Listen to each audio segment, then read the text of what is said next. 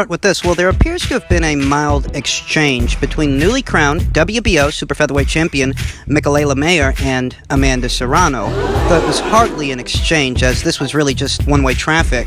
Amanda commented on a tweet detailing Mikaela Mayer's future plans, to which she replied, "That's the attitude of a true champion." Mikaela Mayer caught wind of the tweet and said, "Just got back from your stomping grounds in Puerto Rico, champ. Your people want to see Serrano versus Mayer." To which Amanda replied, "Yes, I saw. Congratulations on getting your belt. You should have gotten it the same day you won it." It's almost like Amanda completely disregarded what Mikaela Mayer was saying. She's calling you out. Saying a "hi, how are you doing" kind of situation. She's calling you out for a fight. For those not already aware, Mikaela Mayer campaigns in the division above Amanda's, the super featherweight division. Amanda herself currently is the featherweight, the WBO's featherweight champion, whereas Mikaela is the WBO's super featherweight champion. And if Amanda Serrano so chose, she could actually challenge Mikaela for her version of the title at 130 pounds, because it just so happens that Amanda is a WBO super champion. She can move up and down in weight and challenge the reigning WBO champion at any prescribed weight of her choosing. So if this were a fight that Amanda wanted, it would be a fight that she could get, that she could enforce if she wanted it. The thing is, I don't get the impression that Amanda wants it. She kind of blew off Mikaela's comment. She wasn't being very subtle about it either. I mean, it's plain English, and Amanda didn't actually acknowledge what it was that Mikaela was proposing. So whether you think it's due to fear or finance, one way or another, Amanda didn't respond in kind to what Mikaela was saying. That's weird. To tell you the truth, I don't view this fight as being very likely. I feel that here and now, Amanda Serrano is preoccupied with other things. There are rumors circulating that her very next fight could be a unification match against the IBF's featherweight champion, Sarah Mahfoud. So maybe it's that Amanda is spoken for, that she's fully aware what she's going to be doing next and who she's going to be fighting, even though an official announcement hasn't been made yet. It could be that way. That could be the case. Though even if it weren't, I don't view a Mayer versus Serrano fight as being all that likely, because you see the kind of money that Amanda Serrano walked away from in the Katie Taylor fight. I mean, you're talking about a six-figure payday. That's what you're talking about. She walked away from that. You think the Top Rank is going to put up that kind of money for Amanda Serrano, for her to cross over to their side of things and have a fight with Mikaela Mayer? Is that what you think is going to happen? Because I'll tell you something, I wouldn't hold my breath waiting for that to happen. I think that a Katie Taylor fight represented a greater financial value for Amanda Serrano, and that's a fight that she was more than willing to walk away from. So a Mayer fight is a fight that she probably wouldn't even entertain, and from the looks of it, she's not entertaining it. She didn't even acknowledge what it was that Mikaela Mayer was saying. Now, I wouldn't rush to criticize Amanda Serrano just yet, because I reiterate, here and now there are rumblings that her very next match could be a unification match with the unbeaten IBF featherweight champion, Sarah Mahfoud. And all things considered, that's a quality scalp. Yeah, it's a good fight. Now, if Amanda Serrano's very next fight ends up being against Sarah Mahfoud in a unification match in the 126-pound division, I wouldn't hold it against her that she blew off Mikaela Mayer's proposition. I'll say that I don't think Sarah Mahfoud poses the same threat, the same challenge that Mikaela does at 130 pounds, but better still, I could go for a unification match, and I think it's about time more unifications started happening in the women's featherweight division. So I wouldn't rush to judge Amanda harshly. Nah. If that's the case, if that's what ends up happening. Now, if by some chance things don't work out with Sarah Mahfoud and that unification match fizzles out, falls through, it doesn't happen, that would leave Amanda Serrano with little to no excuses to not fight Mikaela Mayer. In that scenario, we haven't crossed that bridge yet, but if we do, I think then we can start levying the judgments and harsh criticisms towards Amanda Serrano. For now, let's just see what happens. In heavyweight news, I'm sure most of you have heard already per tweet from Mike Kopinger, Deontay Wilder is attempting to enforce a trilogy fight with Tyson Fury through mediation, which is expected to begin this week. The contract calls for binding arbitration after mediation, sources tell The Athletic. Per tweet from Michael Benson, Deontay Wilder's team have now initiated the dispute resolution provision within their contract with Tyson Fury to try and enforce the third fight. Mediation expected this week with a retired judge, then mediator will rule on the matter if not resolved. Now don't confuse this with Team Wilder suing Tyson Fury for a breach of contract, as they are using said contract to try and bring Tyson Fury and his team back to the table. Don't confuse this with court proceedings, because that's not what this is, and that's not what these provisions are. These provisions are essentially provisions that require all the affected parties to handle disputes amongst themselves, i.e., this is not a lawsuit. And what needs to be reconciled in reference to this piece of news is that these provisions are part of a contract that has expired, according to Bob Arum. I mean, that's why Tyson Fury was then made free to pick an opponent of his choosing to lock horns with in December. According to Bob, the contract expired. So doesn't that then mean what provisions were incorporated to it have also expired, including this dispute resolution provision? Because if it's the way that Bob says it is and the contract expired, then these provisions here today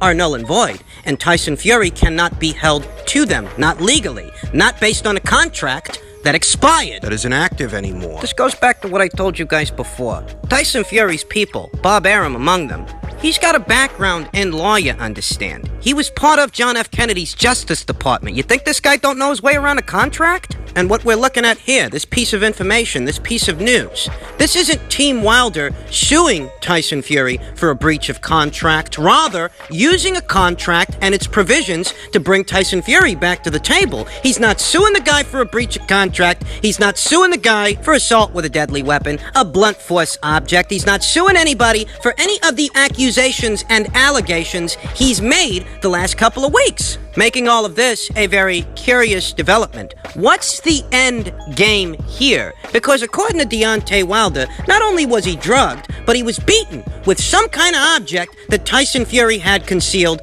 in his glove. And you mean to tell me that you believe all of this, and your solution, Your plan. is to bring the guy back to the table so you can have a third fight? What? I don't really understand this.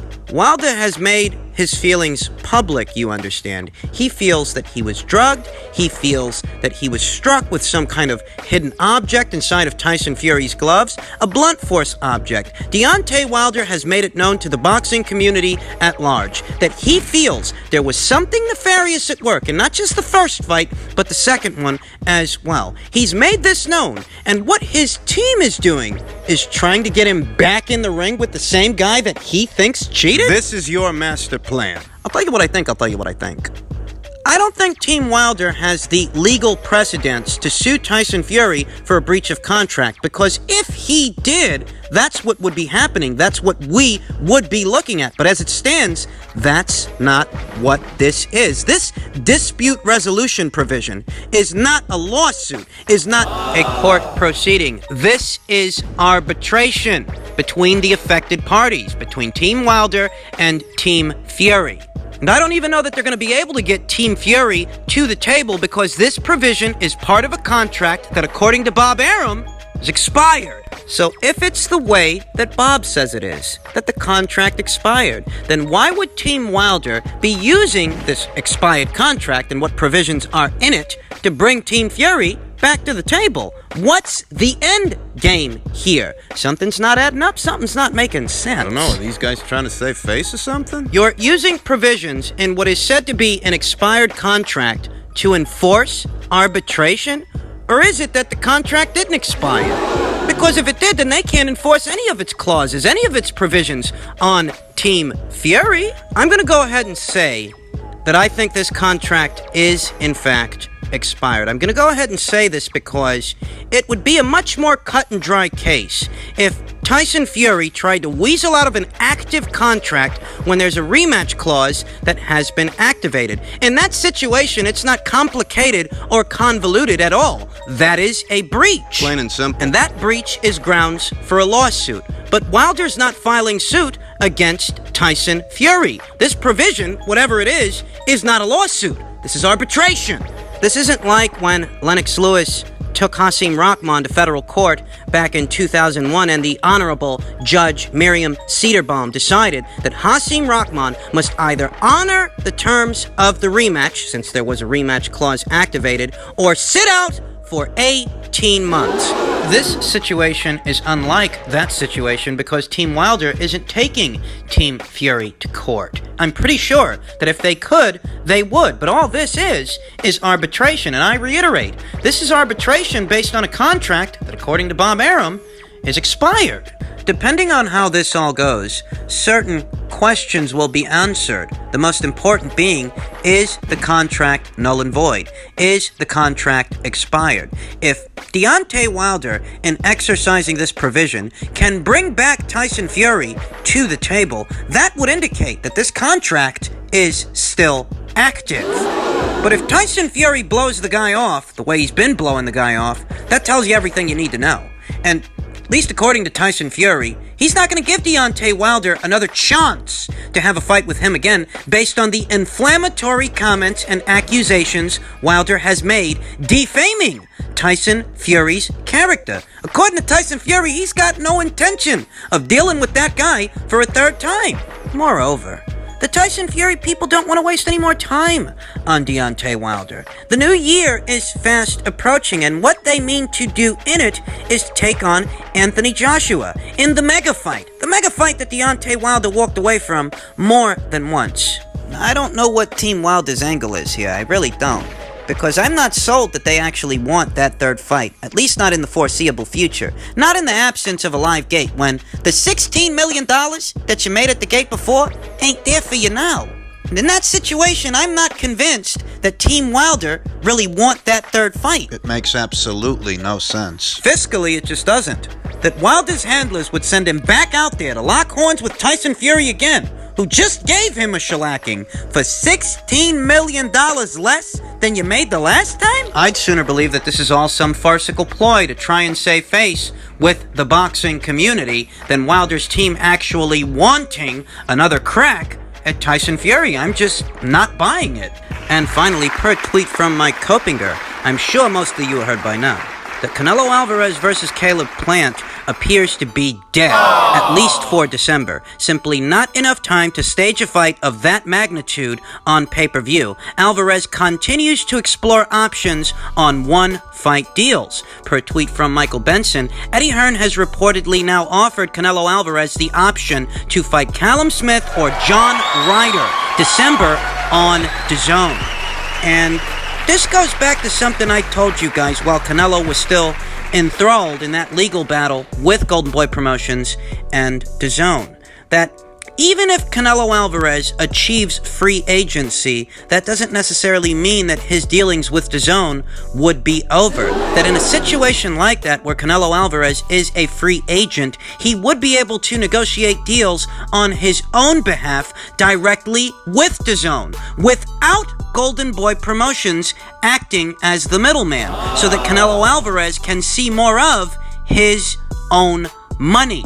That is a genuine possibility here today, because if there's not enough time to stage a Caleb Plant fight at 168 pounds, where Canelo is set to make his next ring appearance, your next options, At 168? They're with Matchroom. And Matchroom's guys, at least in this part of the world, their fights are featured on DAZN. It's not over. Now, call me crazy, but in spite of Canelo Alvarez attempting to take DAZN to court, attempting to sue them for a breach of contract, I think that DAZN is still interested in being in the Canelo Alvarez business. I do, just under different circumstances. That they're still interested in working with this guy, even if it's under different circumstances, different terms. Even if they can't pin him down to a multi-fight or a multi-year agreement, that's okay. They're still open to new ideas. And that's what we might see, because Canelo Alvarez, for all intents and purposes, is going to be campaigning as a super middleweight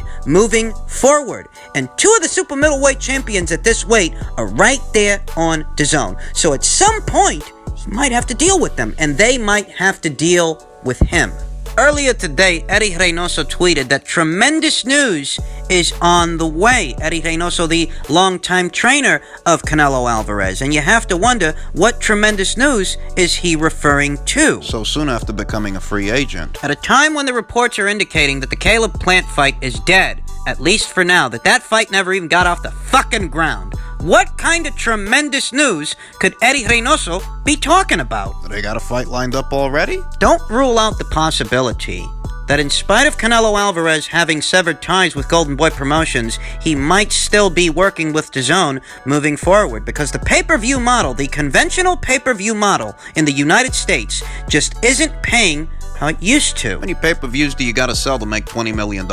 And how many more do you have to sell to clear it, to take it home? Make no mistake, to a hardcore boxing fan like me, Canelo versus Caleb Plant, Canelo versus Billy Joe Saunders, and Canelo versus Callum Smith are all quality fights.